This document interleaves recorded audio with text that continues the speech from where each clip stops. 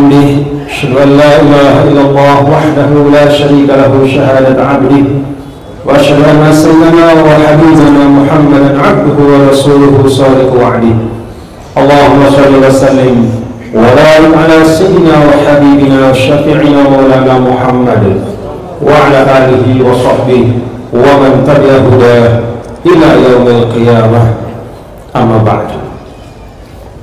Yang saya muliakan, yang saya hormati para guru kami, para orang tua kami, para tokoh ormas Islam, tokoh pemuda, tokoh dakwah, para pimpinan takmir dari Masjid Agung Tasikmalaya. Bil khusus yang saya muliakan kedua beliau yang tadi telah memberikan sambutan, Ketua Majelis Ulama Indonesia dan juga Bapak Kiai Nono yang kedua-duanya itu suaranya menggelegar. Tasikmalaya, bapak-bapak dan ibu-ibu, saya ajak seluruh yang hadir, keluarga besar dan warga Tasikmalaya, mari kita perbanyak syukur kepada Allah Subhanahu wa Ta'ala. Alhamdulillah, karena Tasikmalaya ini banyak sekali keistimewaannya, banyak hal-hal yang mulia, banyak ulama-ulamanya, banyak pondok-pondok pesantrennya, dan jauh sekian puluh tahun yang lalu ada perjuangan yang nyata di dalam menggagas dan juga sekaligus mempertahankan kemerdekaan negara yang kita cintai. Maka Tasikmalaya ini adalah tanah perjuangan. Alhamdulillah. Saya Muhammad Zainul Majdi, nama saya, sering disebut Tuan Guru Baja. Sekarang saya masih memegang amanah sebagai Gubernur Nusa Tenggara Barat, dan insya Allah hari ini juga akan bertemu dengan pimpinan Kota Tasikmalaya untuk sharing program.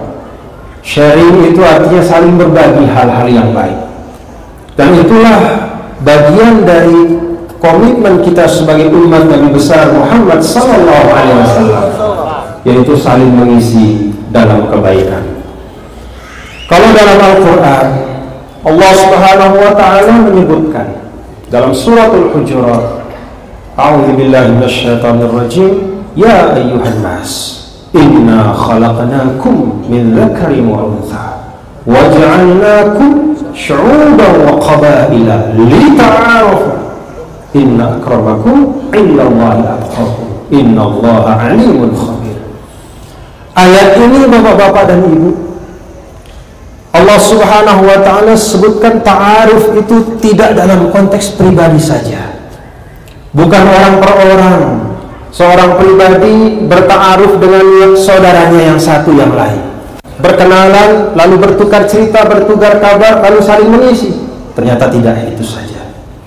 Ayat ini jelas menyebutkan waja'alnakum syu'uban wa qabaila lita'arafu. Maka kata para ulama, ta'aruf di dalam ayat ini tidak hanya ala mustawal fardi, wa innama ala mustawal umam. Jadi ta'arufnya itu tidak orang per orang saja, tetapi ta'arufnya adalah antar umat, antar masyarakat, antar kota, antar desa, antar ormas, antar organisasi, antar kelompok. Maka kata para ulama, kalau umat Islam dan kita diantaranya bagian dari umat Islam menghayati betul makna lita'arafu di dalam ayat ini, maka insya Allah tidak ada gontok-gontokan antar organisasi, tidak ada ketegangan antar kelompok, tidak ada kebencian antara satu umat dengan umat yang lain, tidak ada jauh atau terpisah hati antara satu bagian dakwah dengan bagian dakwah yang lain. Karena dalam ayat ini lita'arafu, ada al-urfu, ada al-irfan, ada al-ma'rifah, dekat, saling kenal dan saling belajar. Maka sesungguhnya saya datang untuk itu ke kota Tasikmalaya ini. Saya ingin belajar dari semangat perjuangan yang hidup, yang terasa di kota Tasikmalaya, di Kabupaten Tasikmalaya ini. Saya ingin belajar dari tokoh-tokoh Tasikmalaya. Saya ingin belajar dari guru-guru yang ada di Tasikmalaya, yang namanya mengharumkan ranah dakwah nasional, yang namanya mengharumkan dakwah Islamiyah di seluruh penjuru negeri. Itulah tujuan saya hadir, membangun silaturahim. Maka saya sampaikan tadi, Tasikmalaya ini hebat. Dan terakhir, yang betul-betul pengalaman saya yang pertama kali seumur-umur saya berdakwah adalah adanya door prize. Ini baru. Saya lagi mikir-mikir, kira-kira cocok nggak diterapkan di NTB? Cocok nggak kira-kira diterapkan ada door prize? Sekarang, tadi saya tanya sama Bapak Guru kita, Al-Mukarram pimpinan MUI, ini door prize memang ada biasa. Kata beliau, senang katanya di sini. Alhamdulillah. Cuman jangan jadikan niat utama ya Bapak-bapak ya. Nah, kalau kata Imam Ghazali, kepintaran orang mukmin itu memperbanyak niat. Jadi satu amal tapi niatnya bikin 3, 5, 6, 7, 10 dan sebanyak-banyaknya kebaikan. Niat yang pertama tentu yang paling utama kita pasang mencari ridho Allah. Lalu kemudian kita datang ini niatkan silaturahim. Datang ke sini niatkan tambah ilmu. Tambah lagi niat iktikaf. Tambah lagi niat bersama-sama sholat jamaah. Tambah lagi niat saling mengucapkan salam satu sama lain. Tambah lagi tambah. Niat yang terakhir, ya bolehlah paling akhir ya, cuma jangan ditaruh di atas. Nah tapi tidak apa-apa, inilah keindahan Islam Bapak-bapak Ibu. Jadi Islam sebagaimana yang diajarkan oleh Nabi kita Nabi besar Muhammad Sallallahu Alaihi Wasallam adalah Islam yang penuh dengan keindahan. Islam yang ketika seorang mulai mengenalnya tidak ada respon apapun di hatinya kecuali jatuh hati.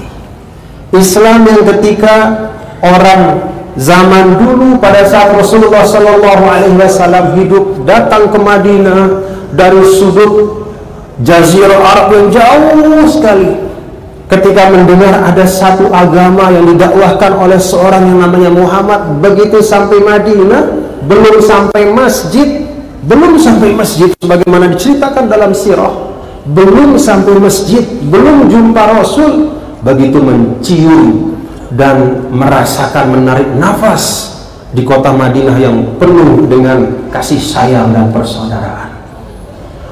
Kota Madinah yang penuh dengan hawa yang baik, energi yang positif.